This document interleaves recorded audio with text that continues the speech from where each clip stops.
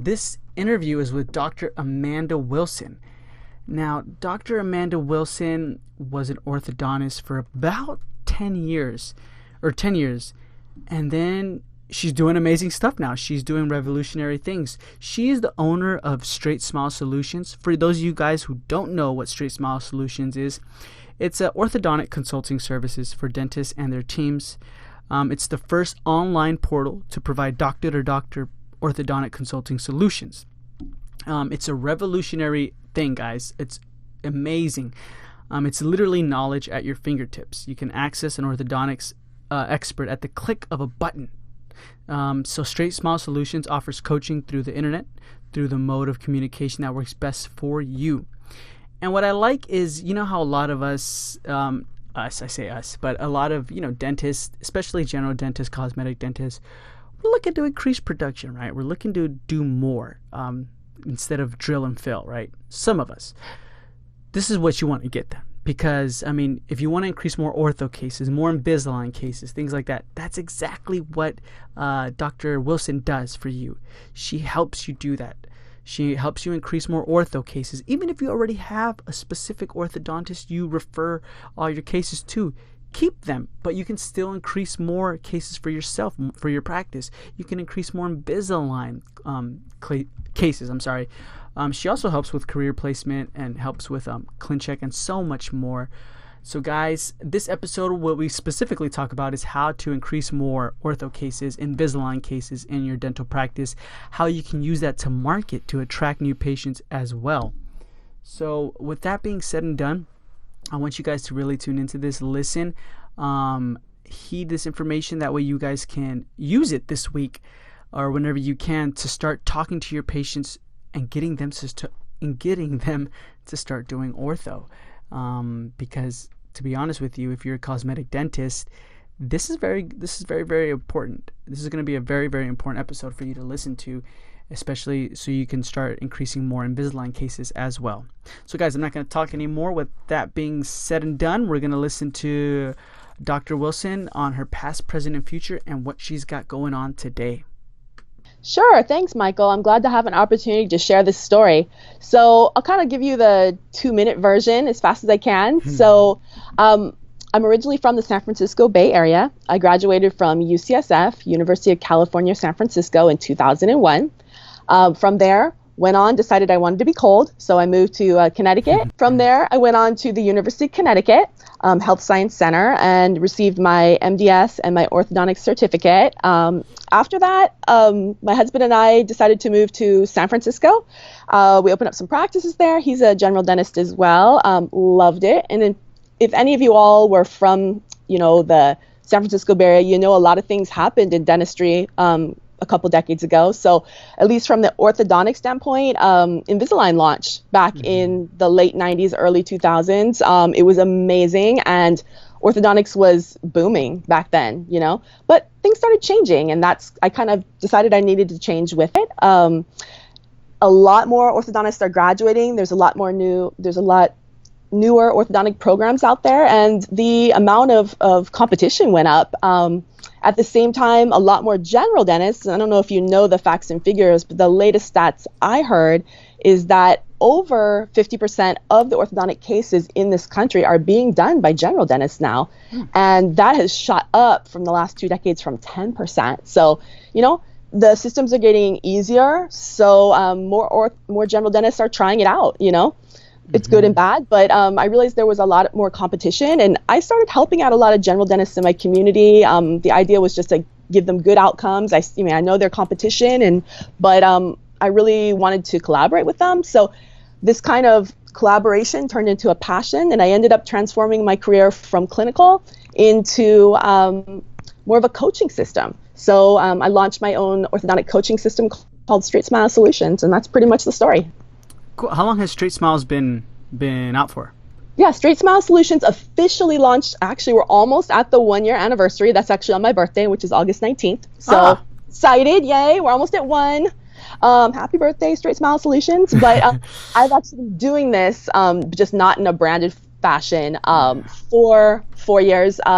it actually really started because I was the dental director initially of, you guys may have heard of a little startup called Smile Direct Club. I'm sure you see them all over Facebook. So I was their initial dental director. So that's how I kind of launched into this. Gotcha. And so, like, when you launched your coaching business, right? Mm-hmm. Officially, people were kind of like already into you, right? I think so. I had some contacts for sure. But, there's a lot of people out there doing this, but no one's quite doing it like what I am. And hopefully your podcast won't give too many people some great ideas. But in any case, there's a lot of orthodontists out there that are coaching, but only for Invisalign.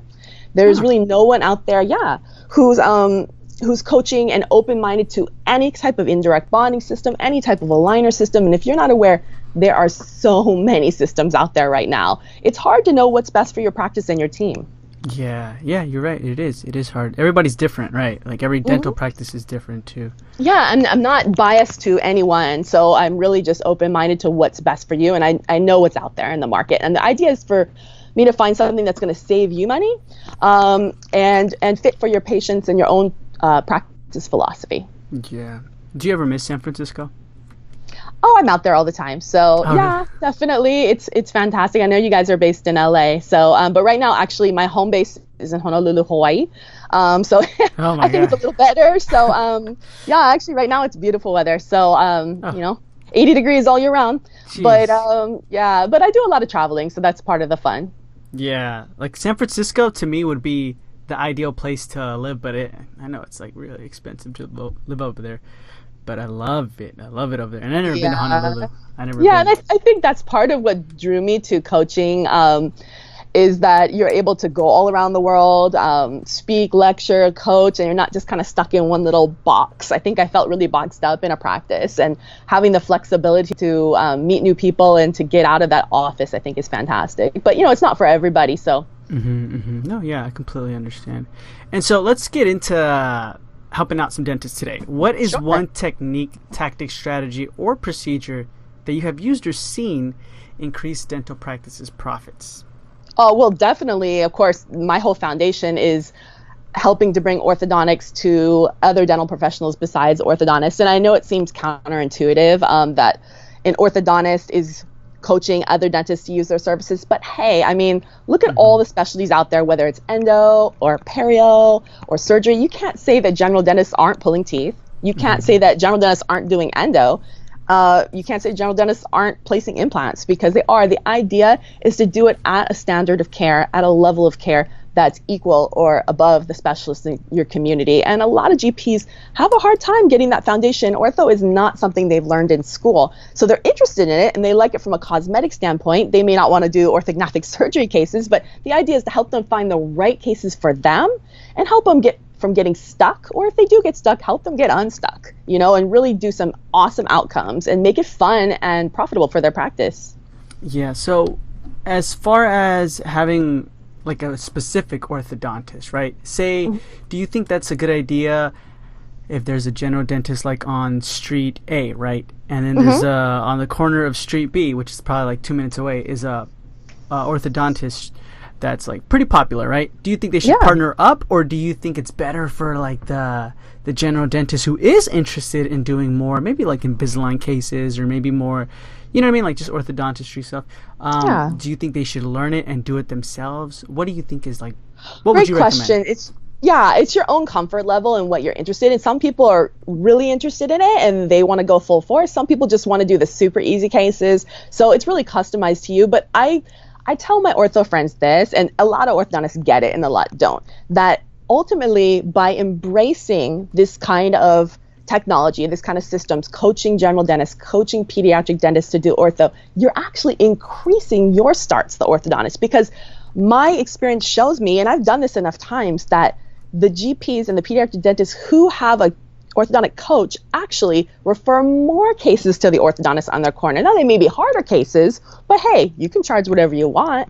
So the idea is that they're screening every single patient in their office for ortho from age, there's ortho options going down to age 3, 4, 5, 6 now, and I can get into that, the whole early eruptive guidance techniques, all the way up to doing ortho in 70s and 80s just to maintain teeth and for a longevity for for the patient. So if every single patient is screened, every single one of your hygiene patients, every single one of your new patients, you will be sending a lot of ortho cases to the orthodontist on the corner as well.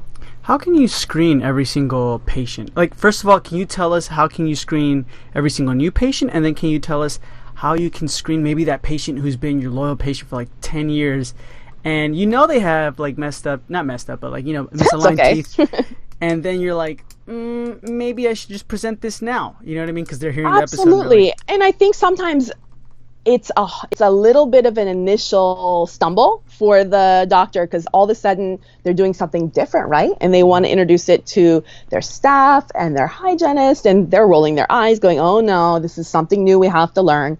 But the idea is it's actually better for the patients. Why? Why is it better for the patients? Well, what are the reasons we get ortho? Number one, cosmetics. Everyone knows that one. That's a no-brainer.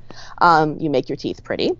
Who doesn't want nice, beautiful smiles? Studies do show that adults and kids with more attractive smiles, more broad smiles, more white smiles are more successful in life.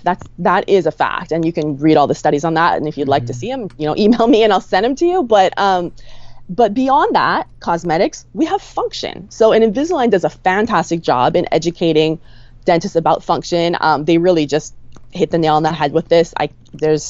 I think it's very comprehensive. The fact that if your bite is balanced, if your bite is solid, if your bite is established, your teeth will last a lifetime. They really will, most likely. If you take good care of them, that means less need for dentures or bridges, or it actually saves you money to take care of your teeth and take care of your bite. So, and beyond that, there's a lot of options now and what's really, really new, I mean, not new because a lot of dentists have been doing this, but what's new and popular, and if you go to ADA this fall, you'll see it more, is airway orthodontics. Airway orthodontics is huge. It has to do with sleep dentistry. Studies do show now that patients, starting with little kids who have better airways, when you treat the orthodontics to support the airway, patients thrive, they're healthier, they're happier. There's a lot of symptoms that are related to poor quality airways. And if you're thinking constantly about airway when you do ortho and managing the airway, controlling habits, controlling the position of the tongue, it's really a new type of orthodontics that's out there. And you can start this as early as age 2. Oh, wow. Yep. So is there kind of like a script, would you say, or something like an outline that people can, maybe they're listening and they're like, okay, I'm going to just use this, for this week or something like that to try and get maybe like 1 or 2 ortho cases closed this month?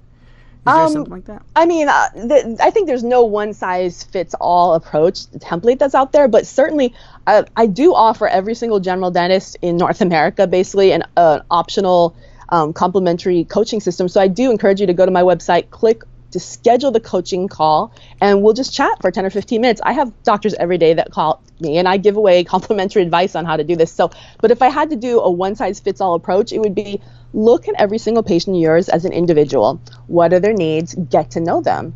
What are their barriers? So are they happy with their smile? Number one. I mean, for all the way from the kid all the way up to 80, 90-year-old, are they happy with their smile? Are they totally happy with their smile? A lot of people just accept mediocre. But if money was not an issue, if time was not an issue, if fear was not an issue, what one thing would you like to do to improve your smile? And I guarantee you, if you ask and really dig into it and take the time, and if you as a dentist don't have the time, have one of your staff members have this conversation. Take the time to find out what the patient would really want if there were no barriers. And then that's one thing, that's cosmetics. Beyond that, you have function. What things can your patient do to have a healthier mouth? What type of conditions are present? Do they have perio? Do they have abfractions? What type of dental conditions are you seeing? If you balance the bite better, a lot of these dental conditions will improve. So from there, you'll be able to find the right approach to approach this patient. I love that. I love how you put the part where if money and time, like if they had no barriers, because a lot of the times we have patients who just say, oh no, I love my smile. If somebody's going to love me, they're going to have to love me for who I am, my crooked teeth or something like that, right? But if you really think about it, and you're telling yourself, if money and time wasn't an issue, I would like a straighter smile. Like me, myself, I'm thinking that right now. Like I would like a straighter smile, even though it's because, you know that there's a cosmetic thing to it. You know what I mean? Like you said, there's study behind it. You can be more attractive, more successful. There's so much that can go on with it. You know what I mean? With a really nice smile. Yeah, and beyond that, I don't know if you know that now, especially with airway dentistry, airway orthodontics, there's ways to get medical insurance to cover it often, not always, not if it's not fully cosmetic, but there are companies out there that are here to help you, that you can bill medical insurance, do it legally, if there is a medical necessity for it. And a lot of times airway has to do with that. So patients would love that if they had no copay potentially, if it was totally covered. Who wouldn't want to have ortho? So I'm not promising this is a possibility, but you're welcome to connect with me and I can give you some referrals for services that can do this, because in a lot of situations, ortho is medically necessary. Mm-hmm. Yeah, you're right. It is. I mean, it's like it determines so many other diseases. Right. And we are oral physicians. We really are oral physicians. So, I mean, billing medical insurance is a slippery slope. You have to know how to do it right. You need to use systems and companies out there, but I fully support it. Awesome. Yeah. And so what's one strategy, idea, or technique you would never do again, and why? Oh, never do again. Oh, I wasn't prepared for this question, Michael. I mean, there's always things where you're like, I don't think I would do this. So, goodness, one ortho technique that I would never do again. I may have to table that and come back to that. Okay, yeah, because it could be anything, like as far as what you've seen go on in a practice, maybe that you've coached or you haven't coached, and you're like, you shouldn't be doing that, guys. I have an answer for that. So listen, we all do things different. We all learn. So I did, full disclosure, take out a lot of teeth. When I first started, I pulled 4 bicuspids. A lot of orthos do. Why? Predictable, easy, and at the time, sometimes patients waited too long to get their ortho. They're waiting until they're 13, 14, 15, 16, adults. And there's not that many options. We don't have growth on our side. If I had to do it all over again, I would lean more towards the starting earlier, early, like 6, 7, 8, not waiting till teen, maybe doing it more in 2 phases, but maybe even doing things more early with eruptive guidance. You can ask me about that, and really not do as much extractions. And there's still a lot of orthos out there that are doing a lot of extractions, and there's nothing wrong with that. There's studies that show that it's fine, but now there's starting to be some studies that show that maybe that's not the best way, and there's other approaches. So say somebody is already like in their 20s and up, and you see that, okay, we have to take out all your wisdom teeth and some other teeth, I guess, that are crowding. What would you recommend in that situation? I think everyone should always get multiple opinions. So that's one opinion. Go get another one. I think, and I'm kind of like into this kind of science stuff. I've been reading more and more about how, and this is super interesting to me, and it might not be to you, but how with every generation are Americans having more crooked teeth, right? I don't know if you know that, but studies show, if you go back and hundreds of years, thousands of years, and look at these mummies and these cadavers that they're finding, that they really had no dental crowding. They had room for their wisdom teeth. Why is that? And that's because as we've evolved, we're actually using our musculature, our mouths, and our teeth less. Our diet is softer. We have very soft and processed diets. We're not chewing like bones with meat on it and gravel and stuff like that, which wore the contacts flat so that there was more space for the teeth. We're not using our musculature as much as we used to because our diets are relatively soft. Not so much, raw diet and meats and chewy meats. Everything is very tender. So because our musculature is not working optimally, our jaws are smaller than hundreds of years ago. I mean, that's a fact. You can go back and read it. So as a result, we're having more crowding and more orthodontic problems. That's interesting. It is interesting, yeah. So how do you think this, like if we implement more ortho, how can that attract more new patients? Good question. So ortho begets ortho. So, when you do ortho, dental treatment will follow, because as you set up the ortho case, you're going to say, oh, look, there's a Bolton discrepancy. These laterals are a little bit pegged. Looks like we might need to do some veneers later. So you're going to have way more. If you like restorative and cosmetic, you're going to have way more restorative and cosmetic options if you start doing ortho than you do otherwise. So it really can just boom your practice. You can make a lot of production and make very, very happy patients because they're going to be satisfied with their smiles, satisfied that you've really dug in and found what they need and what they want. Yeah. And how would you market ortho in your practice now? Say, for example, a general dentist, they were just known as drill and fill for the past 10 to 15 years. And now they're starting to do this, ortho, Invisalign and things like that. I know Invisalign provides like marketing, utensils and things like that for the newsletters and flyers and stuff. But what would you recommend as far as if you wanted to start marketing that more to your community? Sure. Well, I mean, I think people really need to use services like yours where you really are the expert. They dig into the demographics in their community. They find out what the patients want and need in their community. Every community is different. So you find out what works, what the price point is, the average price point people are willing to pay, adapt your solutions, adapt your technology for that. Yeah, I agree. And I honestly agree. Actually, a lot of the times, these new patients are actually not going to be new patients. They're going to be your own patients. You know what I mean? The people who have been neglecting this for a really, really long time. And now that you offer it, you kind of want to make it seem like, look, I'm offering this now. I learned this just for you, patient, right? Yeah, like a specific patient. And they're going to feel like, you know what, man, this doctor really cares. Let's make this happen then. Let's do this. So I agree. And so what's the best piece of advice you have ever received that can help my listeners simplify, accelerate, or completely change their practice in a positive way? Oh, that's a great question. And this sounds really trite. A lot of people say follow your dream. And for me, I think when I first graduated, I kind of took the cookie cutter approach to ortho. I did what everyone else is doing, but I didn't look for that opportunity to distinguish or differentiate myself. Well, maybe now I am, but I think go to the ADA, go to the AAO, see what's around, see the new products. If you see something that you think is really going to take off, dig into it, because the early adopters, say, for example, of Invisalign 20 years ago when it first came out, the ones that really went full force into it, they're very successful now, But where is that Invisalign? Where is that diamond? Who is it? Well, I don't know. I have some ideas who it is. You can ask me. I mean, it's almost like picking a stock. So, who knows what's going to be successful? And I know some stuff that I think is going to go on. I have some predictions, so feel free to connect with me. But find it and go differentiate yourself. Be different from everyone else on the corner. Be different from the other dentists around you. And if you're different and if you're the best, people will come to you and you'll profit and you'll have fun. Yeah, I agree. So follow your dream, right? What if... I'm going to give you an example, because I met a couple of dentists who I guess really didn't want to be dentists, but they're just in it, and it's been like 10 to 15 years now, and they're just kind of stuck with it, you know what I mean, with their own practice. You can't just really get up and leave, right? What would you say? Yeah. Well, I'm a little crazy, so that's but true. You have to have some major cojones to do that. So I don't know if you can put that on air, but but in any case, if you really love what you're doing, the passion will come out.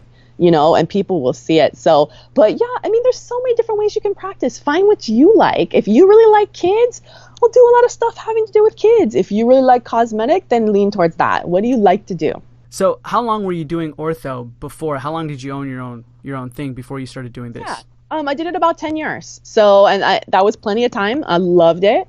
But then I moved on and transitioned. I'm not saying I'm going to do this forever, but I have some other opportunities that are clinical, and thoughts in my mind, and I'm not going to share them with everyone on the air, but I think there's a lot of opportunities out there to do different and newer types of dentistry. So who knows? I never know what tomorrow's going to bring. To you, what do you think is like the next wave in dentistry? You know how like at one point there was like malocclusion all the time, or TMJ, and then now it's airway, sleep disorder breathing, sleep dentistry, airway orthodontics. It's that, yeah. That's what this decades is. Yeah, everything. Go to ADA. That's like half the stuff is gonna have to do with airway. So airway and sleep, kids and adults, whatever you like to do. Totally. And so where can someone who's listening look up a lot more information on airway? Goodness. I mean, it depends on what type. If you're interested in airway having to do with sleep, airway having to do with total body health, airway having to do with orthodontics, everything is related to airway. It really is, because as we build the mouth, as we reconstruct the mouth, as we build the occlusion, we want to make sure we are establishing the airway, number one, securing the airway, and maintaining the airway, because we know that a proper airway leads to a healthier, happier individual who sleeps better and lives longer. So, and it's all related. It's all related to dentistry. Gotcha. And out of the 10 years that you were doing ortho, right? What's something you can let the audience know, like, hey, make sure you're doing this with your patients? Ortho related. I mean, I think just like I said before, just screening every single patient that's out there, looking for opportunities, looking to build your practice, looking to help the patient. Young is better. I mean, there's opportunities to screen patients as young as age 2 once all their teeth are in. Connect with me if you want to know more. It doesn't mean you're putting braces on a 2-year-old. It means you're looking for opportunities to get an earlier start that gives them a longer outcome. I don't know if you know this, but if you start your ortho earlier and use eruptive guidance techniques, eliminate habits, you actually can possibly have your teeth without retainers for the rest of your life, because it's a different method of ortho. So do connect with me if you have questions on that. Okay, awesome. Thank you so much, Amanda. Thank you so much for being with us. It was a pleasure. But before we say goodbye, tell us where it is we can find you. Sure. You can visit my website at StraightSmileSolutions.com, or you can email me at info@StraightSmileSolutions.com. I'm also very active on LinkedIn and all the other social media sites, so Google me up and you'll find me. Awesome. Alrighty. Thank you so much, Amanda, for being with us. It was a pleasure, and we'll hear from you soon. Thank you. Have a great day. Alright, guys. Thank you so much for listening to episode 74 of the Dental Marketer Podcast. I hope you enjoyed this episode as much as I did. I'm so happy Dr. Wilson was able to take time out of her busy schedule to be interviewed.